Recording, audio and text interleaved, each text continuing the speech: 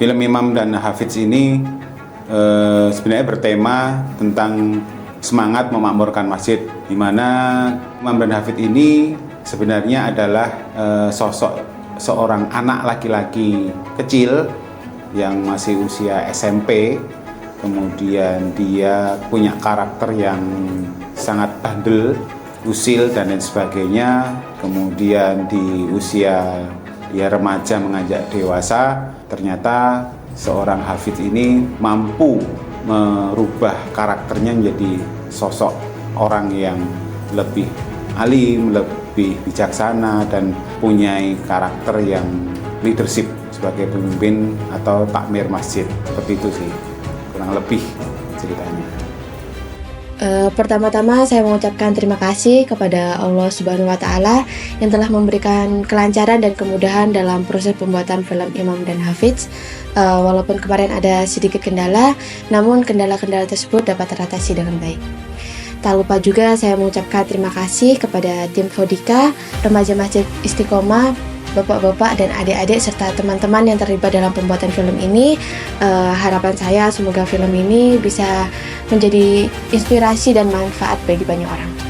Untuk kendala dalam proses pembuatan film ini mungkin dari saya sendiri, karena ini merupakan pengalaman pertama saya dalam membuat film. Jadi saya masih sedikit bingung dan kurang percaya diri dalam mengarahkan talent-talent, terutama bapak-bapak.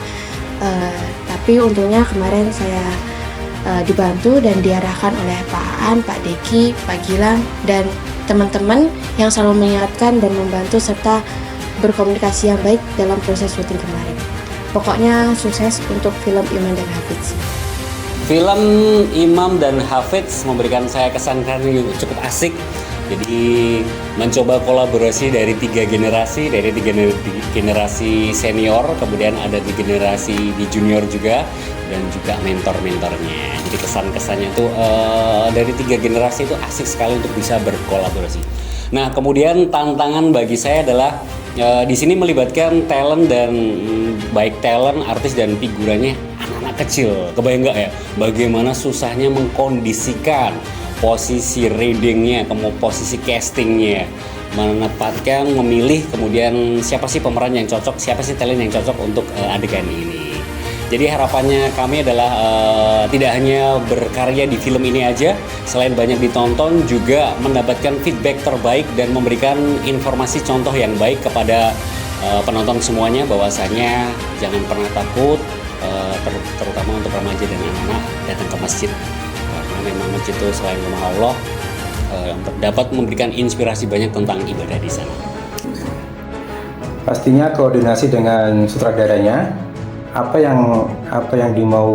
yang diinginkan sama sutradara, kita harus bisa untuk menerjemahkannya. Bagaimana kamera movementnya, bagaimana kamera angle-nya, terus tata cahaya itu kita coba untuk memvisualisasikannya, dan itu tidak mudah. Kita juga koordinasi dengan kameramen, itu Mas Kantona di situ yang notabene bisa untuk mengambil frame by frame sesuai dengan keinginan kita dan sutradara. Dalam pembuatan film ini pasti tentunya seru ya, karena kita diberi waktu cuma 1 hari untuk syuting.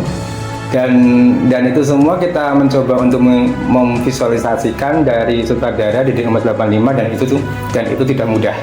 Oke, untuk semoga sukses film Imam dan Hafiz, dan congratulations untuk sutradara Didik Emas 85 dan all crew. Good job. Karena saya pertama kali jadi DOP, jadi saya agak kesusahan. Jadi untungnya ada Om Deki yang membantu saya menjadi DOP. Ya, untuk kolaborasi dengan DOP kemarin good job sih. Kemarin saya untuk kerja timnya itu biasanya kan dari kamera operator itu framing dulu. Setelah itu saya konsultasikan dulu dengan DOP. Nah, kalau cocok langsung eksekusi aja.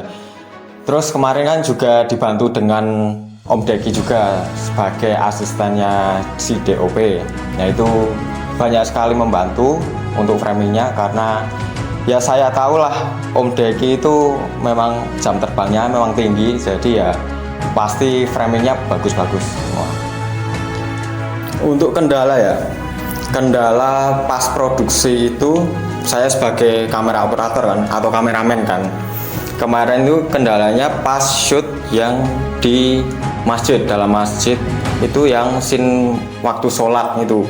Nah itu kan memang butuh pergerakan kamera dari grab kiri ke kanan. Nah itu ternyata ada kesalahan di device-nya. Nah device-nya ini pakai gimbal untuk movementnya, ternyata pas gimbalnya itu error ya. Untuk solusinya ya kita pakai drone akhirnya, dengan drone yang kecil itu yang mini DJI Neo. Nah itu membantu sih untuk pergerakan kamera, jadi bisa mulus untuk shotnya.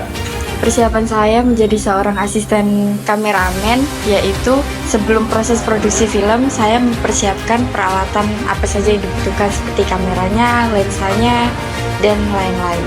Alhamdulillah semuanya berjalan dengan lancar karena komunikasi berjalan dengan baik dan kerjasama juga terjalin dengan baik. Untuk kolaborasi dengan sutradara itu berjalan dengan baik. Komunikasi antara saya dan sutradara itu bisa dibilang bagus-bagus saja dan lancar aja. Dan saya juga mengemas semua permintaan dari sutradara itu dengan baik saat proses editing. Lalu untuk kolaborasi dengan TOP itu juga baik.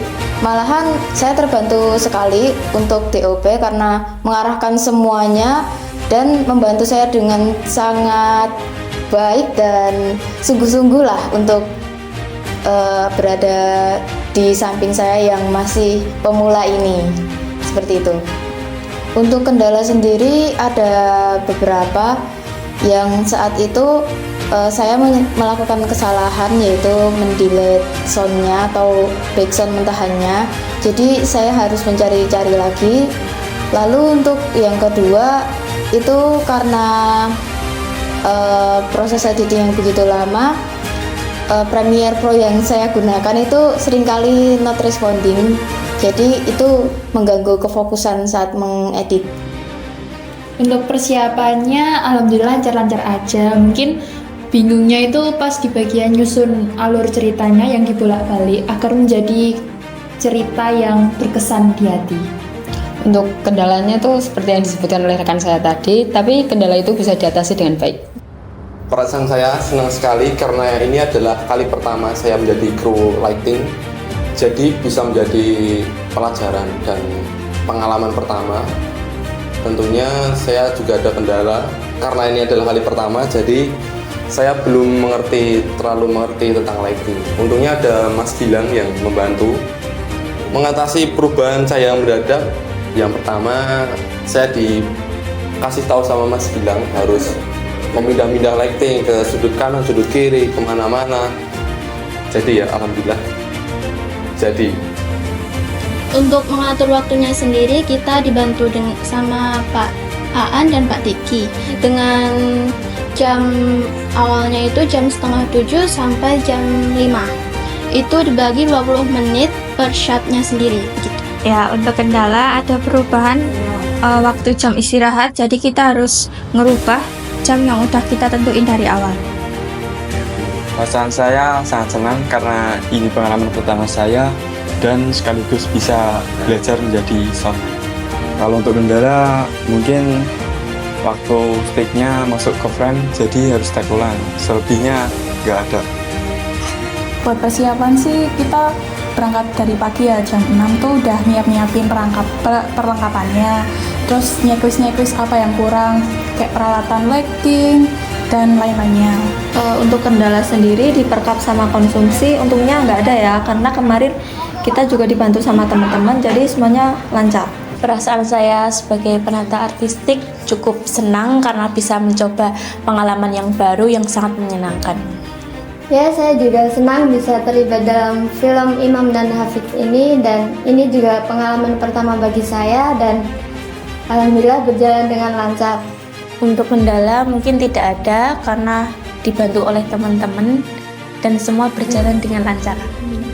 Perasaan saya cukup senang bisa menjadi salah satu talent di film ini. Untuk persiapan ya cukup matang ya. Kita sebelum hari H, sebelum shoot itu sudah reading, kita hafalin dialognya, istilahnya kayak paham lah nanti yang kita lakuin itu apa saat shoot.